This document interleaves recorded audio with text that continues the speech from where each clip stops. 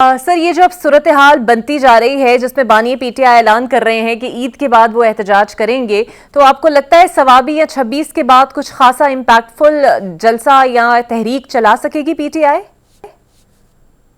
نہیں، اقرا ایسی کوئی امید نہیں کی جا سکتی. ابھی تو خیر وہ کہہ رہے ہیں کہ رمضان المبارک کے بعد، اور رمضان المبارک کے بعد جو ہے موسم گرم ہونا شروع ہو جائے گا، گرمی آ جائے گی، اس میں بھی کوئی مؤثر تاریخ ہے. میں موسم کو ایک طرف بھی رکھ دیتا ہوں. اگر ہم ماضی کے ان کے تمام جو انہوں نے بڑے بڑے اعلانات کیے تھے، چاہے وہ فائنل کال تھی یا وہ ایس سی او کانفرنس سے پہلے والا احتجاج تھا، یا وہ سنگجانی کا اسلام آباد والا جلسہ تھا، یا کانا لاہور کا جو تھا جلسہ تھا وہ تھا، تو آپ یہ دیکھیے گا کہ کوئی بھی موو کامیاب نہیں ہو سکی تھی. اور خاص طور پہ جب ہم 3 صوبوں کی طرف دیکھتے ہیں، سندھ کی طرف، بلوچستان کی طرف اور پنجاب کی طرف، جی تو یہاں پر آپ اس کو جو مرضی رنگ دیجئے، یہاں سے انہیں کوئی ریسپانس نہیں مل سکا تھا.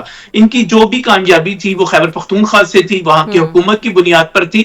تو اب اگر وہ کوئی ایسی چیز کرتے بھی ہیں، کہتے بھی ہیں، تو میرا نہیں خیال وہ بہت زیادہ امید لگا رہے ہیں کہ مولانا فضل الرحمان ان کے ساتھ آئیں. ان کا جو ایک مذہبی رجحان والا یا مدرسوں کا طالب علم ہے، یا ان کا جو ووٹر ہے وہ ان کے ساتھ نکلے، وہ اس پہ امید لگا رہے ہیں. لیکن اس سے ہٹ کے جو ہے اگر آپ دیکھیں تو وہ پریکٹیکلی جو ہے ہمارے پاس جو اس وقت ساری کی ساری صورتحال ہے، اس میں مجھے وہ کچھ بھی کوئی بھی بڑی چیز کرتے ہوئے نظر نہیں آ رہے کہ وہ کچھ کر پائیں گے. کیونکہ ماضی میں ابھی کون سا انقلاب برپا ہو گیا، کون سی چیز ایسی آ گئی کہ حکومت سے لوگ ناراض ہو گئے ہوں. کیونکہ معاملات تو پہلے سے بہتر ہوتے چلے جا رہے ہیں، اقتصادی بہتری ہوتی چلی جا رہی ہے. اور جب رمضان کے بعد وہ کسی احتجاج کی طرف جائیں گے تو اس وقت تک میں آپ کو بتا رہا ہوں کہ اپریل تک جو ہے حکومت اس پوزیشن میں آ جائے گی کہ بجلی کی قیمتوں کو کم کر سکے، وہ ایک ریلیف دے سکے. تو جب عوام کو ریلیف مل رہا ہوگا، ان کو یہ نظر آ رہا ہوگا کہ ملک ان کا ترقی کر رہا ہے، اور پنجاب کو وہ دیکھیں گے یہاں پر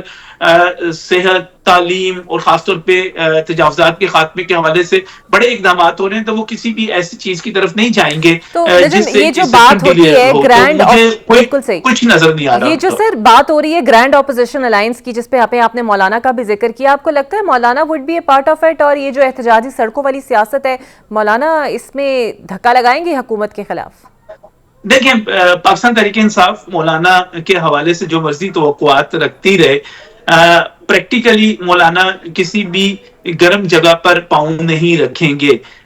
وہ یقینی طور پہ ناراض ہیں، وہ یقینی طور پہ خفا ہیں. ان کا جو خیال تھا کہ ان کو نشستیں ملنی چاہیے تھی، وہ نشستیں نہیں ملی. لیکن آپ اس کو ایک ٹیسٹ کیس سمجھیے کہ جب مولانا 26ویں آئینی ترمیم کے اوپر پاکستان تحریک انصاف بہت زیادہ توقعات لگا کے بیٹھی ہوئی تھی کہ وہ 26ویں آئینی ترمیم نہیں ہو سکے گی، تو کیا آپ اقرا مجھے بتائیے وہ ترمیم نہیں ہوئی؟ وہ ترمیم ہوئی. یہ ٹھیک ہے کہ ایک آئینی جو کانسٹیٹیوشنل سپریم کورٹ یا کانسٹیٹیوشنل کورٹ نہیں بنی، لیکن ایک آئینی بینچ بن گیا. اور جو جن لوگوں کے حوالے سے ریزرویشنز تھی کہ وہ مسائل پیدا کر سکتے ہیں، وہ لوگ بھی پیچھے ہو گئے، ان کو پیچھے ہونا پڑا، وہ چیف جسٹس نہیں بنے.